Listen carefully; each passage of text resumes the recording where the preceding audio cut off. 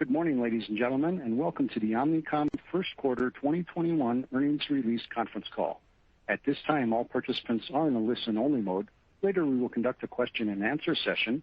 To participate, please press 1 then 0. And if you need assistance during the call, please press star then 0.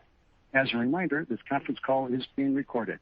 At this time, I'd like to introduce you to your host for today's conference, Chief Communications Officer, Joanne Trout. Please go ahead. Good morning. Thank you for taking the time to listen to our first quarter 2021 earnings call. On the call with me today is John Wren, our Chairman and Chief Executive Officer, and Phil Angelastro, our Chief Financial Officer. We hope everyone has had a chance to review our earnings release. We have posted to www.omnicomgroup.com this morning's press release, along with a presentation covering the information that we will review this morning. This call is also being simulcast and will be archived on our website. Before we start, I've been asked to remind everyone to read the forward-looking statements and other information that we have included at the end of our investor presentation, and to point out that certain of the statements made today may constitute forward-looking statements and that these statements are our present expectations and that actual events or results may differ materially. I would also like to remind you that during the course of the call, we will discuss some non-GAAP measures in talking about Omnicom's performance.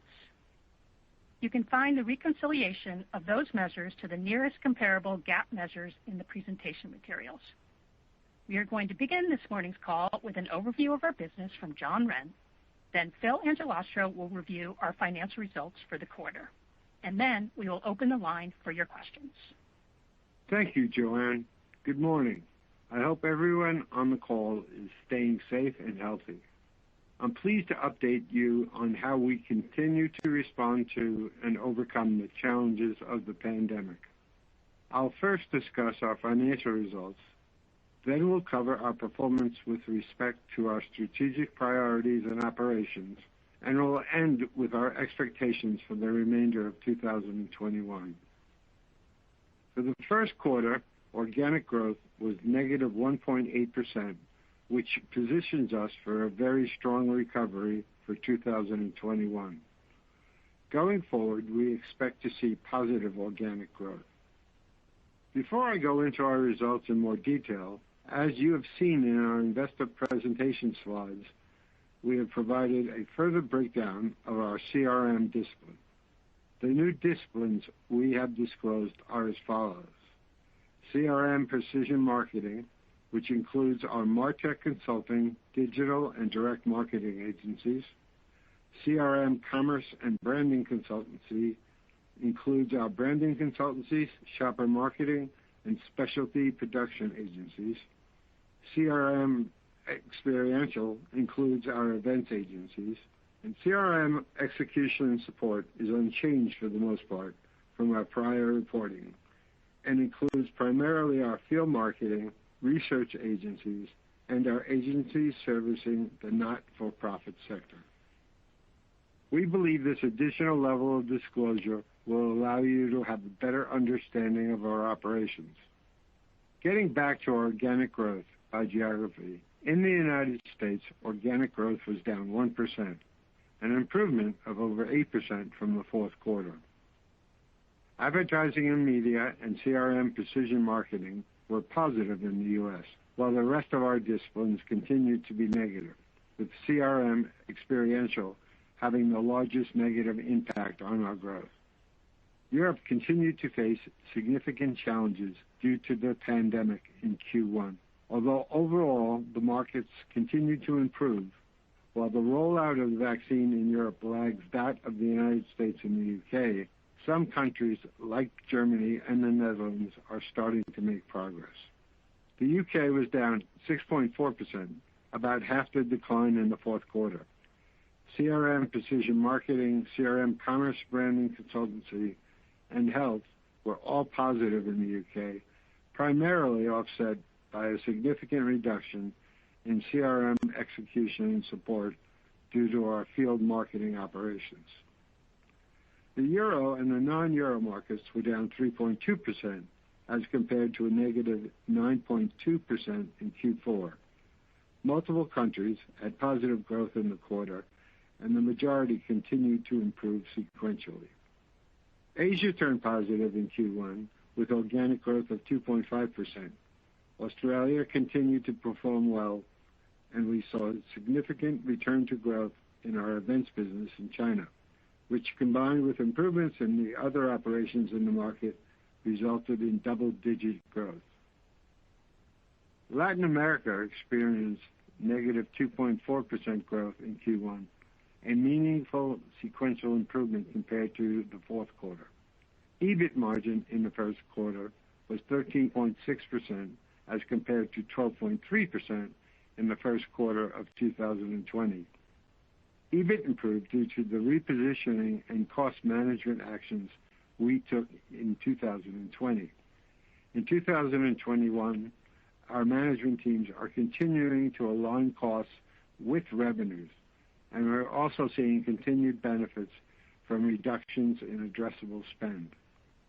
While we expect addressable spend will not return to pre-COVID levels, travel and certain other addressable costs will likely increase during the course of 2021 as conditions improve. Overall, our expectation is that operating margins for the full year of 2021 will exceed our 2020 operating margin, excluding repositioning costs incurred in Q2 of 2020. Net income for the quarter was $287.8 million, an improvement of 11.5% from 2020, and EPS was $1.33 per share, a year-over-year increase of 11.8%. Turning to our liquidity, the refinancing steps we took early in 2020, combined with our enhanced working capital processes and the curtailment of our share repurchase program, have positioned us extremely well. We generated $383 million in free cash flow in the quarter and ended with $4.9 billion in cash. Given the continuing improvements in our operations, strong liquidity and credit profile, our board has approved the resumption of our share repurchases beginning in the second quarter. This follows our recent decision to increase our dividend by 7.7% to 70 cents per share. Both actions are a testament to the steady improvement in our results and our expectations for further improvement for the remainder of 2021. Our traditional uses of our free cash flow, paying dividends, pursuing accretive acquisitions, and using our remaining cash for share repurchases, is now fully back in effect. Phil will cover our first quarter performance in more detail during his remarks. Turning now to our strategy and operations. In the midst of the pandemic, our key strategic objectives served us well. These strategies are centered around hiring and retaining the best talent, driving organic growth by evolving our service offerings, improving operational efficiencies, and investing in areas of growth. As part of this process, we continue to make internal investments in our agencies across all practice areas during a very difficult year. We made good progress on enhancing our capabilities throughout our portfolio, and we continue to pursue investments with a specific focus in precision marketing, MarTech and digital transformation, commerce, media, and healthcare. We are also accelerating our pursuit of acquisitions in these areas, and we've recently completed 2 transactions. Omnicom Health Group acquired U.S.-based Archbow Consulting. Archbow helps pharmaceutical and biotech companies design, build, and optimize market access operations, product distribution, and patient access hubs. These capabilities will deepen Omnicom's Health Group's consultative services to biotech and pharma companies across a broad spectrum from operations to marketing. Also in the quarter, Credera, our MarTech and digital transformation consulting business, and part of Omnicom's Precision Marketing Group, acquired Artians. Artians will extend Credera's depth in digital transformation, digital marketing, and e-commerce. The company specializes in the design, delivery, and implementation of real-time interaction and digital customer relationship management for some of the world's largest brands. It expands our operations in Australia, India, New Zealand, Singapore, and the UK. I want to welcome both companies and their entire teams to Omnicom. Turning to Omni, our data and insights platform, as I've mentioned in our last call, looking beyond our media business, our practice areas are increasingly leveraging Omni to identify insights for their specific disciplines and clients. Last quarter, Omnicom Public Relations Group launched Omni Earned ID, a solution that allows clients to evaluate the outcomes of earned media with the same precision as paid media. More recently, our health group launched Omni Health, which integrates key healthcare data sets within a privacy-compliant ecosystem. Thanks to this momentum, the Omni platform has trained 20,000 users in more than 50 markets, and it has become the foundation of our agency operating systems company-wide. Since we launched Omni 3 years ago, we've continued to innovation and insights platform. As compared to other solutions built on limited proprietary open source approach, connects more data sources across more media and commerce platforms to deliver better outcomes to our clients.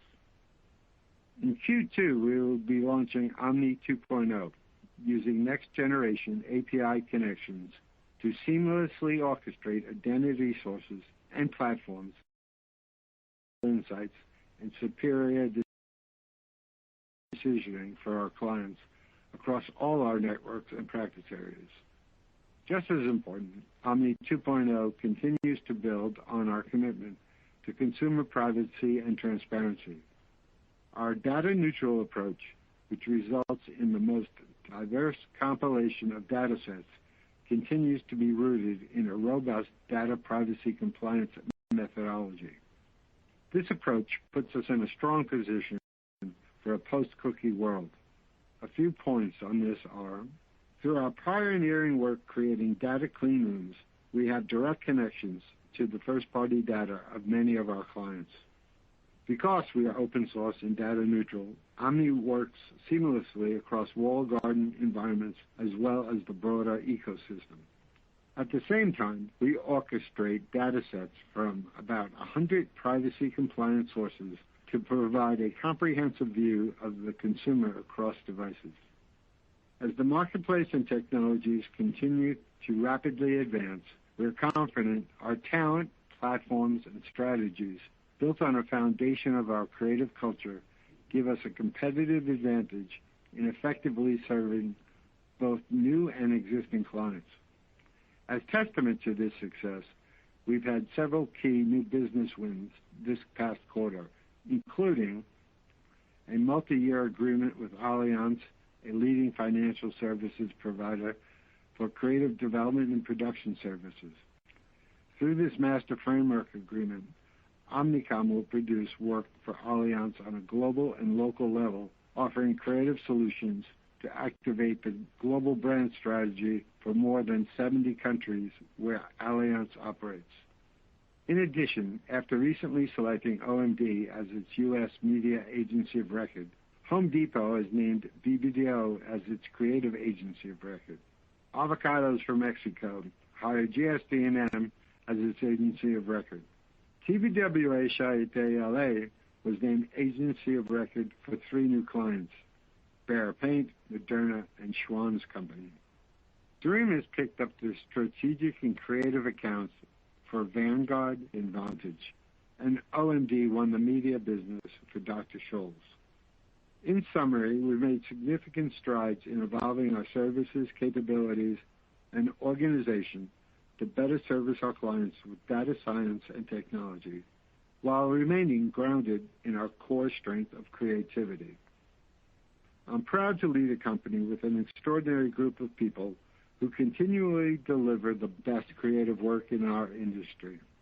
From their unwavering dedication, creativity, and innovation came a number of industry awards and recognition. Here are just a few highlights. For the Drum's World Creative Rankings, Omnicom was the #1 holding company for the 4th year in a row, and BBDO won the network category. Goodby Silverstein & Partners was named Campaign US's 2020 Advertising Agency of the Year.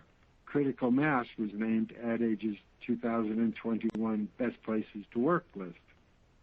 BBDO, TBWA, and Goodby Silverstein & Partners were all named to Fast Company's prestigious list of most innovative companies for 2021, making Omnicom the only holding company to have 3 agencies ranked in the top 10 in the advertising sector.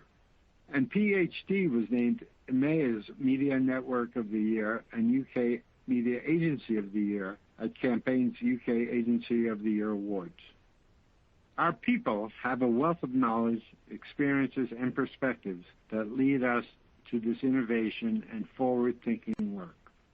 The diversity of our group is something that needs to be celebrated, prioritized, and improved upon, and it's a strategic focus for us in the year ahead. With our launch of Open 2.0 last year, we have made a clear action plan for achieving systemic equity across Omnicom. We have more than doubled the number of DE&I leaders throughout Omnicom, and we are establishing specific KPIs for our networks and practice areas to deliver on and to be measured by. I look forward to sharing the progress we are making on DE&I on our future calls. As I discussed earlier, we're confident in both our organic growth expectations and EBIT performance for 2021. It has taken some time to turn the corner, and we are now on a clear path to return to growth. At the same time, we know that we must continue to monitor the COVID-19 situation and to adapt to any unforeseen challenges that may arise.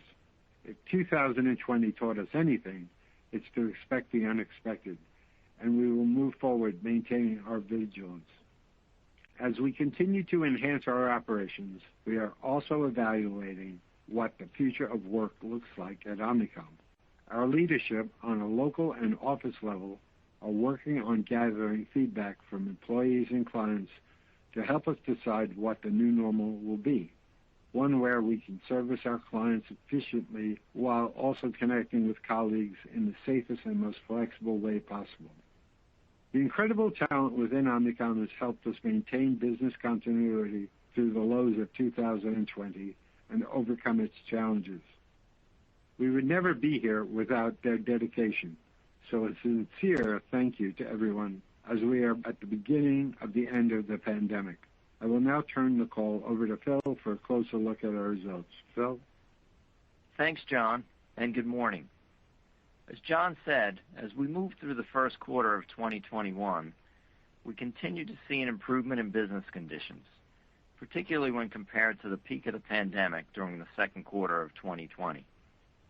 As we anticipated, we again saw sequential improvement in our organic revenue performance, a decrease of 1.8% in the first quarter of this year, which is a considerable improvement in comparison to the last 3 quarters of 2020. And now that we've cycled through a full year of operations since the start of the pandemic, we expect to return to positive organic growth in the second quarter and for the full year. We continue to see operating margin improvement year over year, resulting from the proactive management of our discretionary addressable spend cost categories and the benefits from our repositioning actions taken back in the second quarter of 2020. Turning to slide 3 for a summary of our revenue performance for the first quarter, our organic revenue performance was negative $60.6 million, or 1.8% for the quarter. The decrease represented a sequential improvement versus the last 3 quarters of 2020, including the unprecedented decrease in organic revenue of 23% in Q2, 11.7% in Q3, and 9.6% in Q4. Regionally, although we continue to experience declines in the Americas, we continue to see improvement when compared to what we experienced over the previous 3 quarters.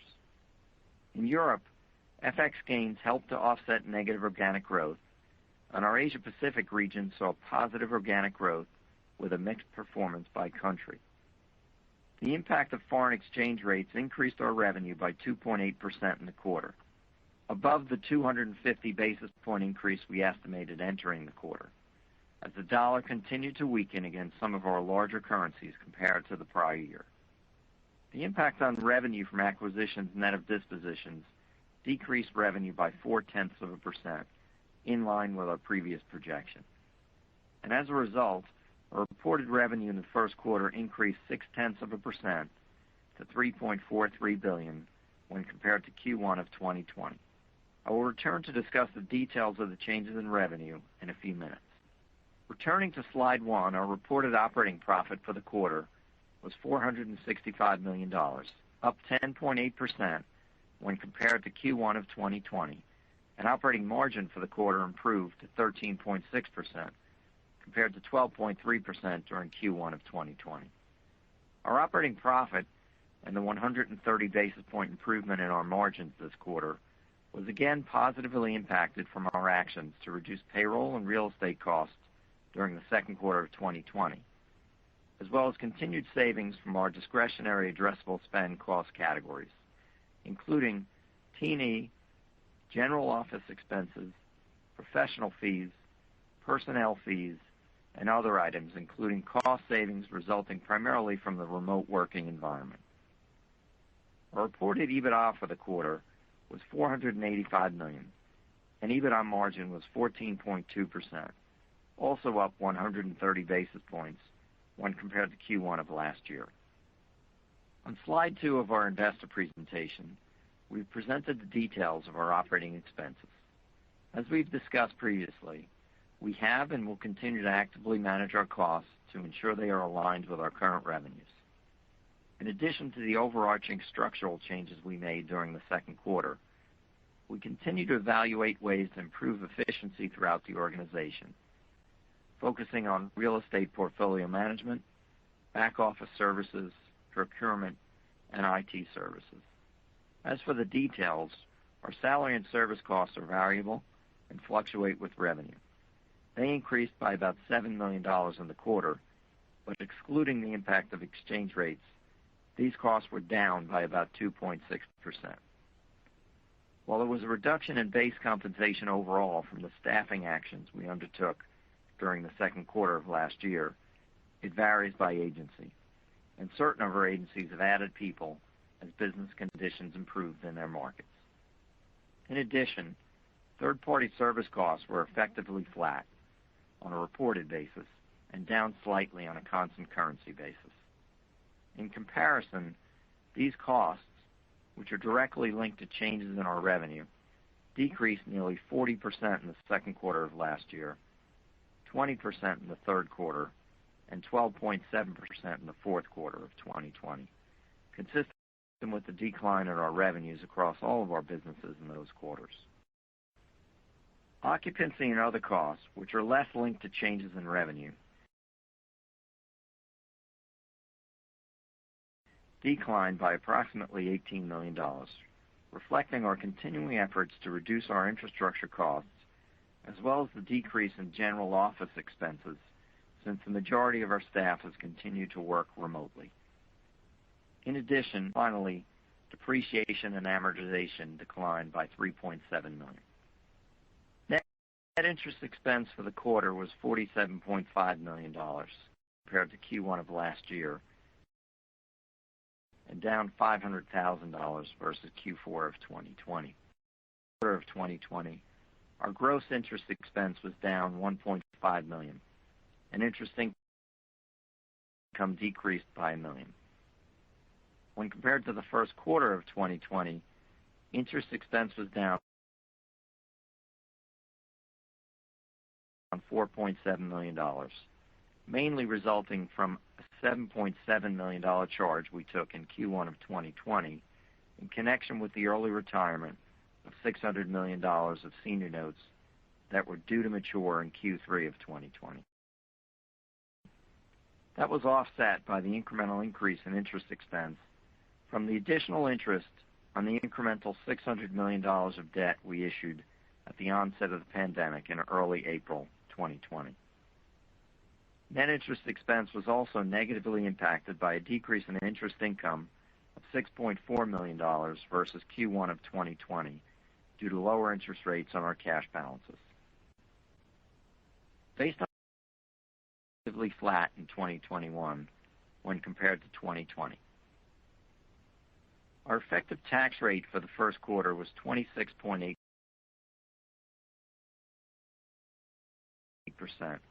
up a bit from the Q1 2020 tax rate of 26%, but in line with the range we estimate for 2021 of 26.5% to 27%. Earnings from our affiliates was marginally positive for the quarter, representing an improvement compared to the last year. And the allocation of earnings to the minority share this year in our less than fully owned subsidiaries. As a result, our reported net income for the first quarter was $287.8 million, up 11.5%, or $29.7 million when compared to Q1 of 2020. Our diluted share count for the quarter decreased 0.3% versus Q1 of last year to 216.8 million shares. As a result, our diluted EPS for the first quarter was $1.33, up 14 cents or 11.8% per share when compared to. Returning to the details of the changes in our revenue performance on slide 3, organic revenue performance improved again compared to the reductions in client spending we experienced during the last 3 quarters. We continue to see our clients across a wide spectrum of industry sectors modify spending as they impact of the pandemic on their businesses. While helped by FX, was $3.43 billion, or up $20 million, or 0.6% from Q1 of 2020. As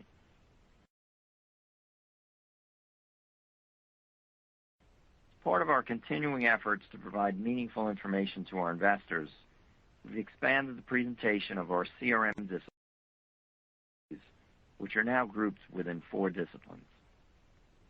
CRM Precision Marketing, which includes our precision marketing and digital direct marketing agencies, which were previously included in our CRM Consumer Experience discipline.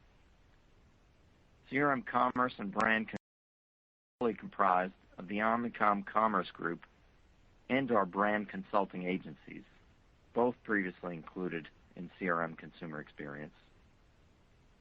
CRM Experiential, which includes our events and sports marketing businesses, which was also included in CRM Consumer Experience, and our CRM Execution and Support discipline, which includes our field marketing, merchandising and point of sale, research, and not-for-profit consulting agencies, and remains largely unchanged.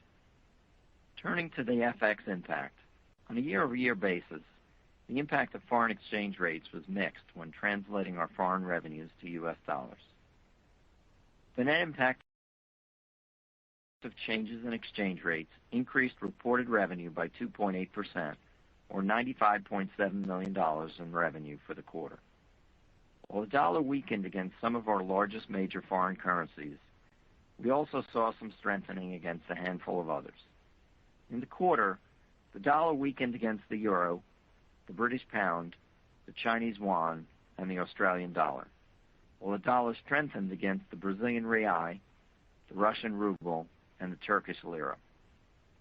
In light of the recent strengthening of our basket of foreign currencies against the U.S. dollar and where our currency rates currently are, our current estimate is that FX could increase our reported revenues by around 3.5% to 4% in the second quarter and moderate in the second half of 2021, resulting in a full-year projection of approximately 2% positive.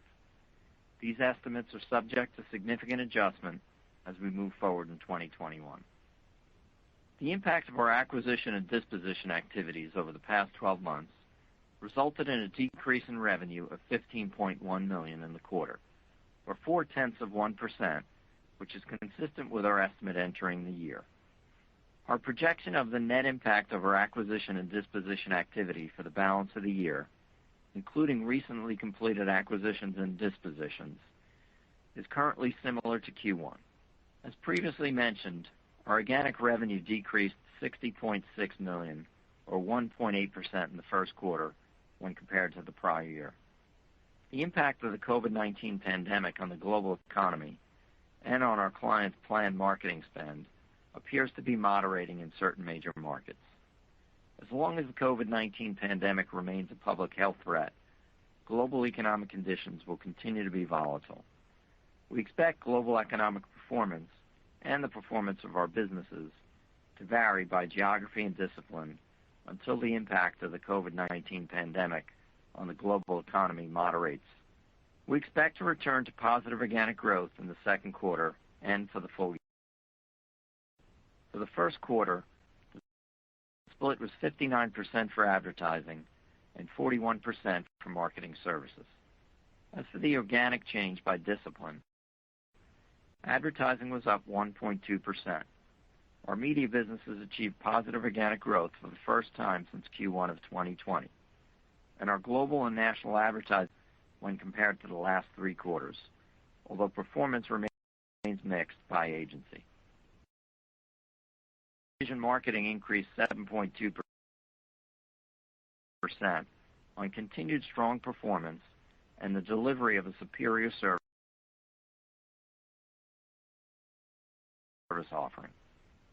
CRM Commerce and Brand Consulting was down 4.2%, mainly related to decreased activity in our shopper marketing businesses due to client losses in prior quarters.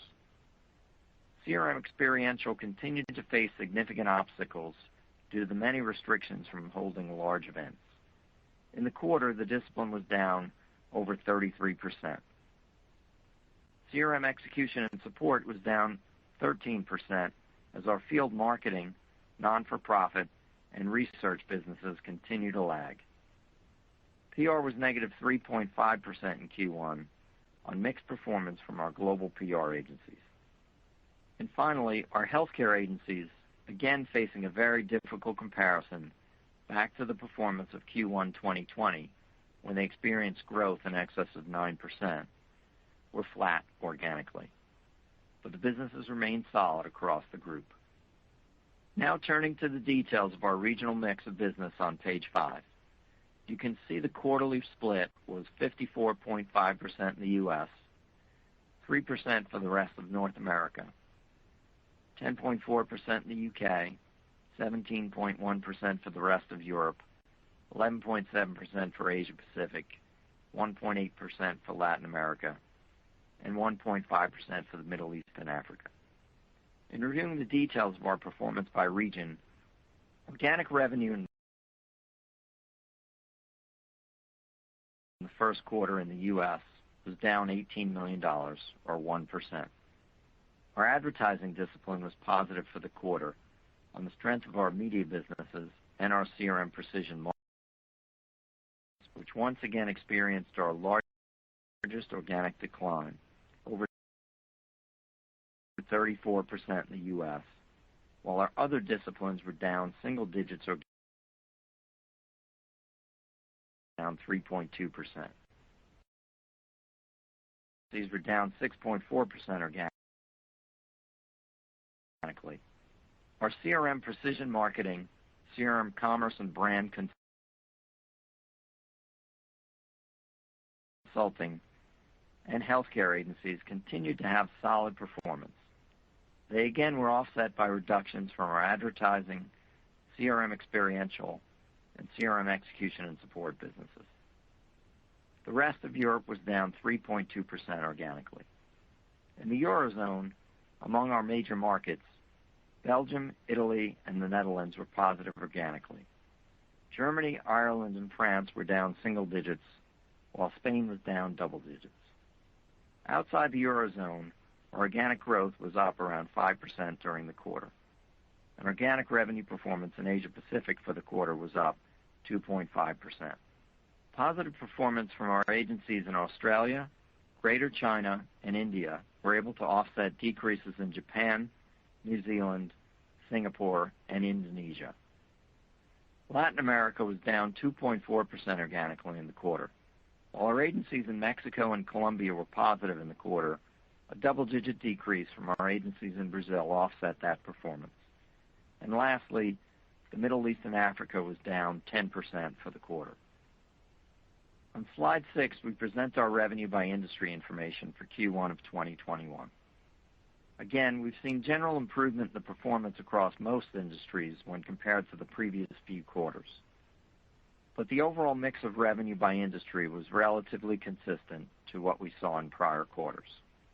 Turning to our cash flow performance on slide 7, you can see that in the first quarter we generated $382 million of free cash flow, excluding changes in working capital, which is up about $20 million versus the first quarter of last year. As for our primary uses of cash on slide 8, dividends paid to our common shareholders were $140 million, effectively unchanged when compared to last year. The 5-cent per share increase in the quarterly dividend that we announced in February will impact our cash payments from Q2 forward. Dividends paid to our non-controlling interest shareholders totaled $14 million. Capital expenditures in Q1 were $12 million, down as expected when compared to last year. As we mentioned previously, we reduced our capital spending in the near term to only those projects that are essential or were previously committed. Acquisitions, including earn-out payments, totaled $9 million. And since we stopped stock repurchases, the positive $2.7 million in net proceeds represents cash received from stock issuances under our employee share plans. As a result of our continuing efforts to prudently manage the use of our cash, we were able to generate $210 million in free cash flow during the first 3 months of the year. Regarding our capital structure at the end of the quarter, our total debt is $5.76 billion, up about $650 million since this time last year, but down $50 million as of this past year end. When compared to March 31st of last year, the major components of the change were the issuance of $600 million of 10-year senior notes due in 2030, which were issued in early April at the outset of the pandemic, along with the increase in debt of approximately $80 million, resulting from the FX impact of converting our billion-euro denominated borrowings into dollars at the balance sheet date. While the change from December 31st was the result of just the FX impact of converting the euro notes. Our net debt position as of March 31st was $863 million, up about $650 million from last year end, but down $1.5 billion when compared to Q1 of 2020. The increase in net debt since year end was a result of the typical uses of working capital that historically occur in our first quarter, which totaled about $840 million, and was partially offset by the $210 million we generated in free cash flow during the past 3 months. Over the past 12 months, the improvement of net debt is primarily due to our positive free cash flow of $860 million, positive changes in operating capital of $537 million, and the impact of FX on our cash and debt balances, which decreased our net debt position by about $190 million.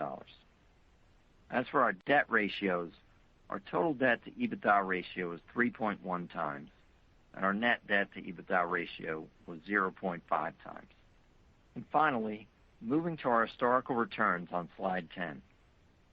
For the last 12 months, our return on invested capital ratio was 19.9%, while our return on equity was 34.5%, both reflecting the decline in operating results driven by the economic effects of the pandemic, as well as the impact of the repositioning charges we took back in the second quarter of 2020.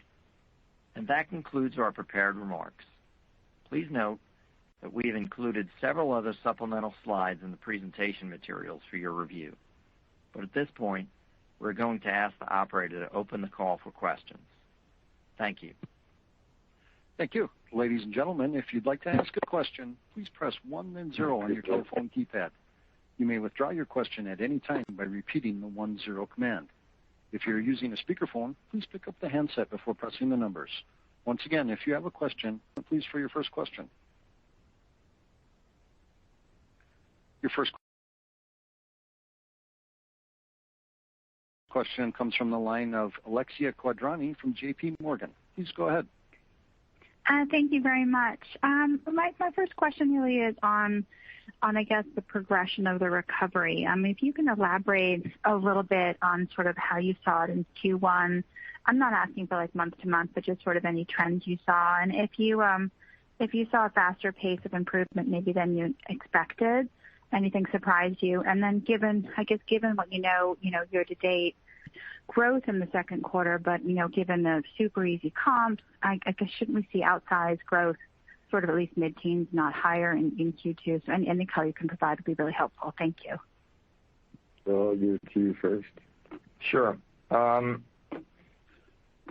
As far as the months, Alexi, I'm not sure. We focus on them and treat the trends that we might see as meaningful, especially given COVID. But I think given the comps in Q1 going into the quarter, we expected the first quarter to be a challenge. But things, broadly speaking, things have been improving throughout,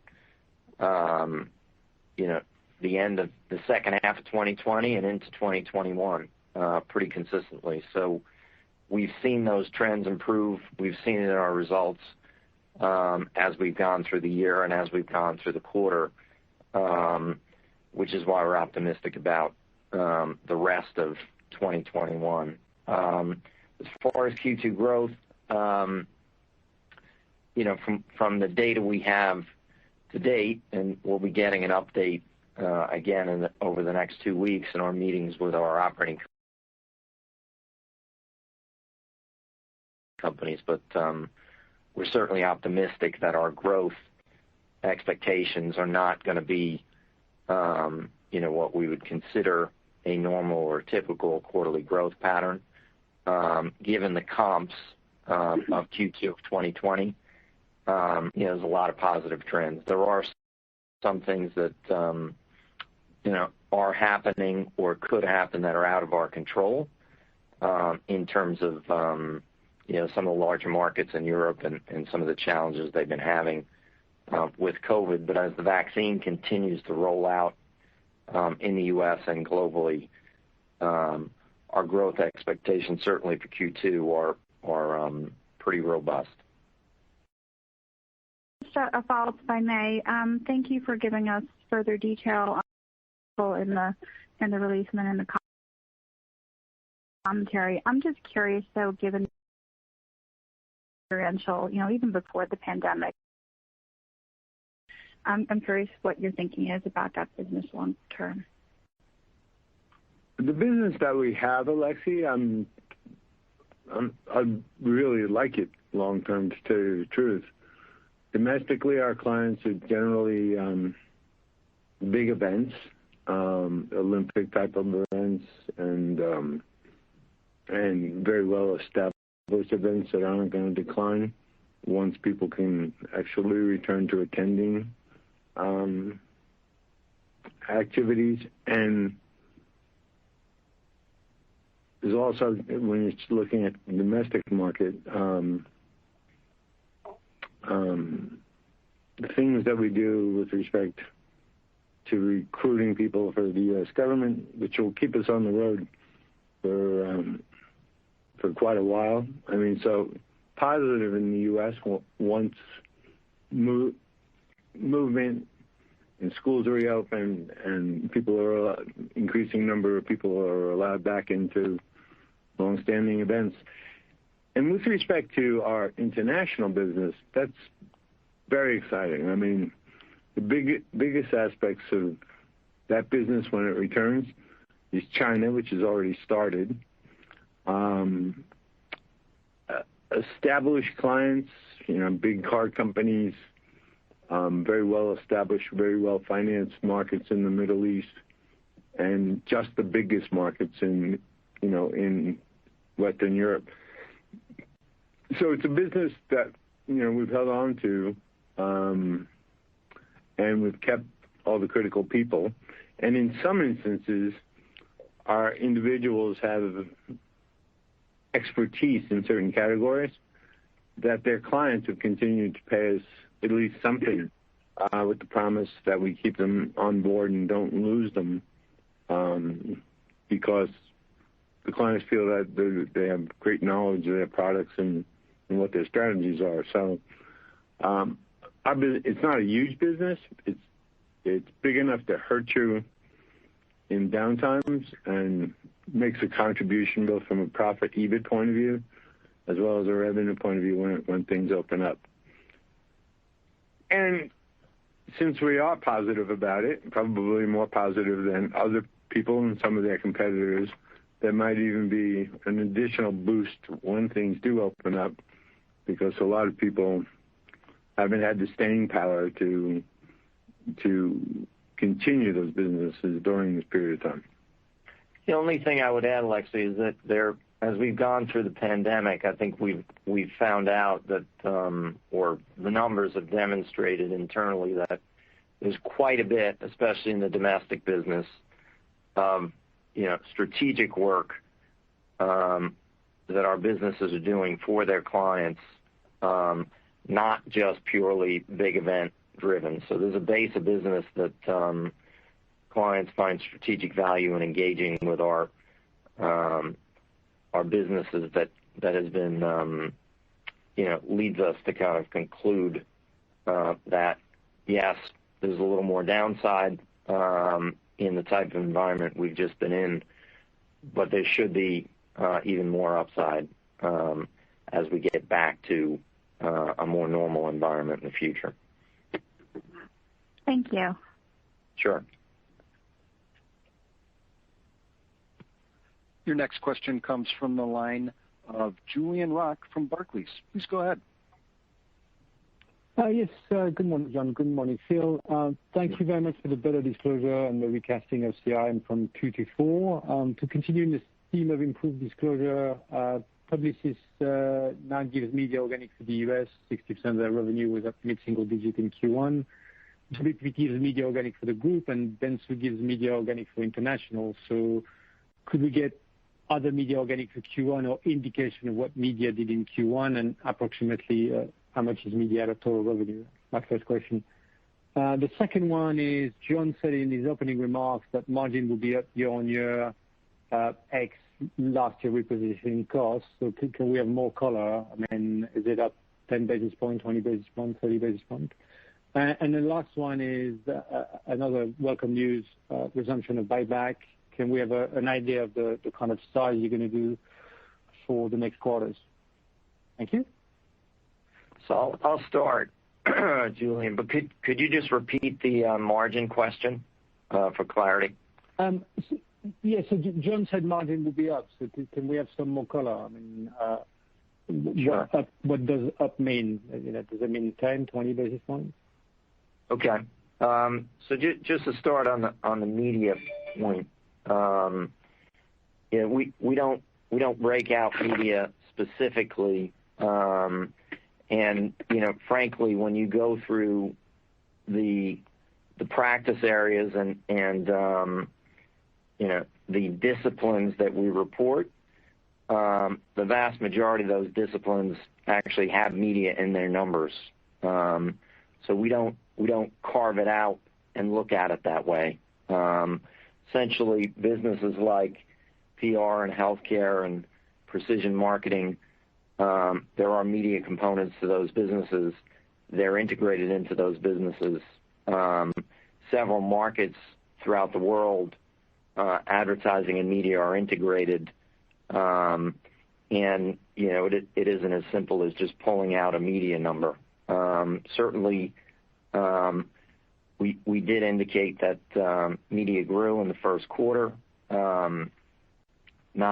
I would say not robustly relative to the first quarter of last year, but we're comfortable with the disclosures we make as far as adding the disciplines and providing what we think very useful and helpful information, similar to how we look at the business from a management perspective. As far as margins go, I think what we've said, we still hold to, which is we look at 2019 as the best proxy of what ongoing margin expectations should be for our business.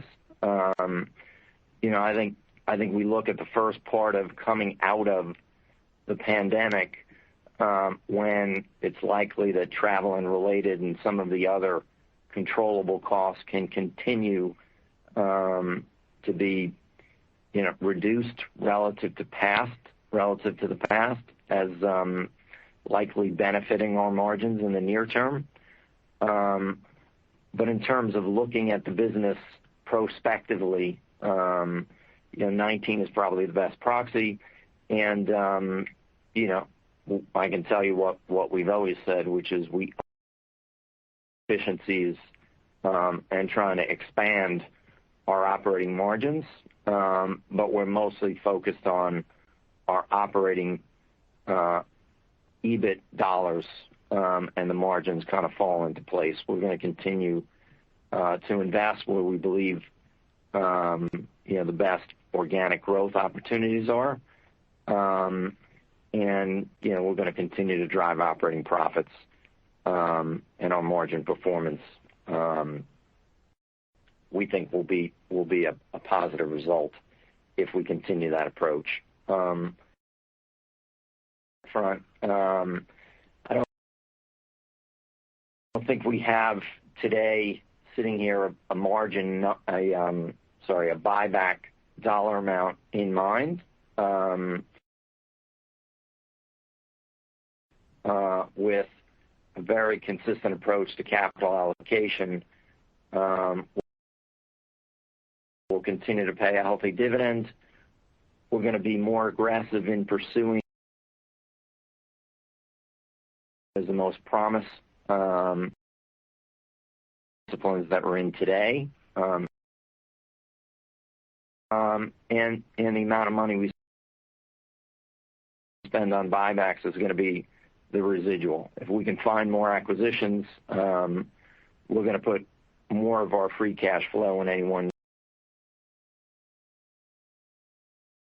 year into those acquisitions. There'll be less for buybacks as a result. And certainly that approach and that strategy,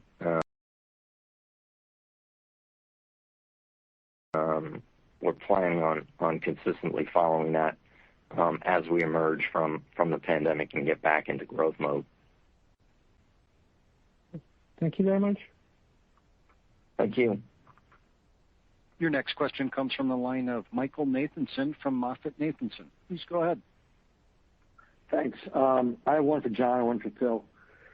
John, I know we're still early in our recovery, but I just want to take you to whatever the new normal looks like. And I wonder, what's your view of organic growth for your company when we get out of this, right? All the structural changes we've seen in digital and consumer behavior. What's your view? Will Omnicom grow faster because of that when we get back to whatever steady state looks like? That's one. And Phil, can you talk a bit about the impact of the pandemic on the field marketing business, right? It's down a ton. And anything you'd share about maybe the cadence when that returns back to normal that's hurting the execution support business, that'd be helpful too. So thanks.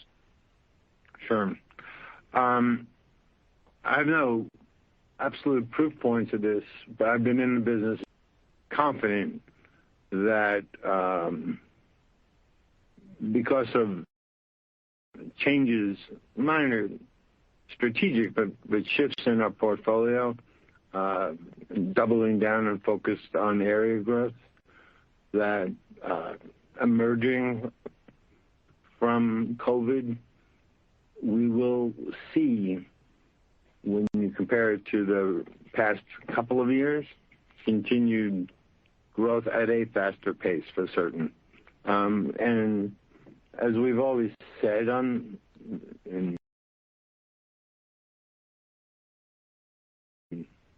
for a number of years, this was difficult to achieve. Our objective is GDP plus, and I really think that is what's in our future over there. I'm very bullish as we emerge from COVID on the positions, the strategies we've put in place, some of the other actions that we've taken. And so there's a lot of confidence. Now, mind you, against that, when we get into that accelerated growth, going out 18 months, 24 months, I probably expect wage pressures to go up for certain key positions and things that we want to focus on. So without being terribly specific, I feel very, very confident about the near term and the near longer term, us getting back to better growth rates. On the field marketing front, I think the business, our business is largely pan-European. We've done some dispositions over the years throughout the group and really streamline the group quite a bit. We expect the field marketing business to be back in growth mode as well, just like the rest of our business. I'd say if we're looking at the 9 months beginning April 1st, we expect field marketing to grow for the rest of 2021. It might be a bit choppy in the 3 quarters.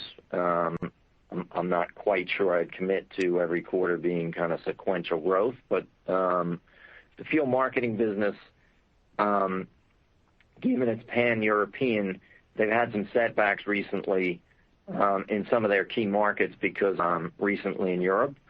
But we do expect them to get back into growth mode, and I think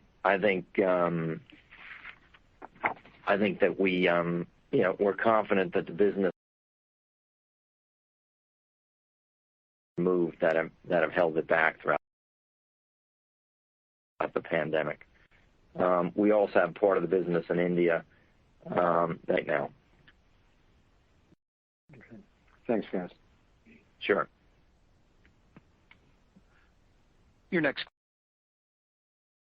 question comes from the line of Stephen Cahill from Wells Fargo. Please go ahead. Thanks. Phil, maybe first I wanted to just touch on that M&A commentary that you made. Sounds like you said you wanted to be a bit more aggressive in certain areas. I think that commentary might just maybe sound a little stronger than the way you've discussed it in the past. So I'm just curious if there's some more sizable acquisition opportunities out there. The last few years, it's rarely exceeded a few $100 million in a single year. So just curious if you're seeing some things that might be a little bit more strategic than the tuck-ins that you've done more historically. Yeah, I think your read of that is correct. We've certainly got more of an emphasis and more of a focus that we've been placing on, not just dealing with inbound M&A candidates, but also, seeking appropriate opportunities in the areas that we want to invest in. And we've been, I think, clear on our last call in particular where we're focused, certainly broadly speaking, the precision marketing space, e-commerce, media, and healthcare. And in John's prepared remarks, he commented on that specifically. So yes, we do currently plan to be a little more aggressive in terms of looking for the right opportunities. We won't lose our discipline in terms of pricing expectations, but we will be more aggressive in terms of pursuing those opportunities. I don't think there's going to be a dramatic change, though. While we'll look at big deals, the deals we can successfully integrate with our existing platforms are the ones that we found work best. We're going to consider, any and all deals in the areas that we're committed to and want to invest in. But we are going to do, we are going to pursue acquisition opportunities in a variety of sizes. And to the extent that we can do more rather than less, that's certainly our intention. Yeah, the only thing I might add is I'm happier today with our M&A team and the efforts that they're going through than any other time in the last decade. And just to echo what Phil said, having that positive outlook, we'll look to do only accretive acquisitions, and there is a lot of silly money that sometimes we're competing against. So we're not planning to get silly and try to explain it to you as strategic. That's great. I think we have time. Oh, go ahead. Sorry. Sorry, I just had a quick follow-up on the media side. Maybe not necessarily giving specific color on it, but I'm just curious if that's been a leading indicator of growth to come. So maybe growing a little faster than the group. And I think we've seen a couple of big media accounts come up for review this year. I'm just wondering if we're sort of back on the cycle where you think there's going to be a lot of media business up for grabs this year. Thanks. Sure. Media will grow faster this year based upon the forecasts we've seen to date. The mix may change. It won't change our mix dramatically because we're so big. But digital has really taken over, and we've crossed the threshold that's never really going to change. Phil might want to comment one or two things on that. And what was the second part of your question? I'm sorry. I think we're comfortable with the media business and the media assets we have. We certainly think that we're close to being past the very difficult year that we've been through because of the pandemic. So we do expect the media business, to continue to grow as we head into growth mode here, starting in the second quarter. And we're comfortable with the assets we have. I don't think we would describe what we'd expect to see in 2021 as, Media Palooza 3. But we have seen quite a bit of activity and interest from marketers across a bunch of different industries. Frankly, because during the pandemic, it was difficult for them to make a change in their service providers, especially their media service providers. It's a disruptive process for them internally throughout their organization. But I think as things normalize and they come out of it, we do expect activity in terms of new business opportunities to pick up. Yeah. One final point on this that I want to add, which is really a fundamental point, is when we look at our Omni product that you hear us talking about, that we started really in earnest 3 years ago.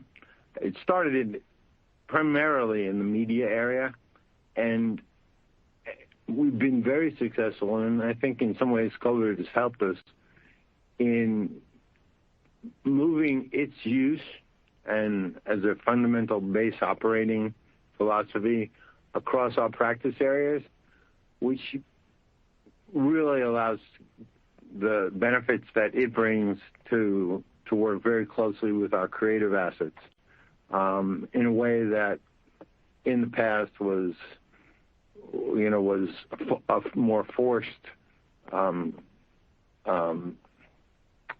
outcome. It's now becoming more of a natural outcome across the practice areas that we're functioning in, and I think it makes us more competitive going forward.